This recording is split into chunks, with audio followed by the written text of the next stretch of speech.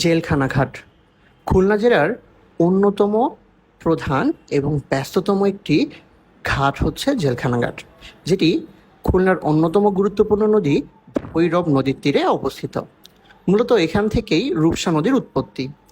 এই জেলখানা ঘাট দিয়ে প্রতিদিন খুলনার রূপসা, তেরোখাদা, দিঘলিয়া ইউনিয়ন, গাজীরহাট এবং নড়াইল জেলার কালিয়া উপজেলার হাজার হাজার মানুষ রোদ, বৃষ্টি, ঝড় সব কিছু উপেক্ষা করে এখান থেকে তাদের নিজস্ব গন্তব্যে পৌঁছায়। এই ঘাটে ইঞ্জিন চালিত ট্রলারের পাশাপাশি রয়েছে ফেরির ব্যবস্থাও।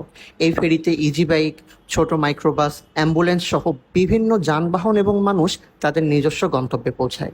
এছাড়াও এই ঘাট দিয়ে আমরা সুন্দরবনে যাওয়ার যে লঞ্চ বা শিপগুলো, সেগুলো সাধারণত এই ঘাট থেকেই মূলত ছাড়া হয়। এই ঘাটটি খুলনার অত্যন্ত গুরুত্বপূর্ণ এবং ব্যস্ত একটি ঘাট। এই ঘাটে দেখবেন কখনো কোনো মানুষ বসেনি, যে যার গন্তব্যে সবসময় ছুটে চলেছে।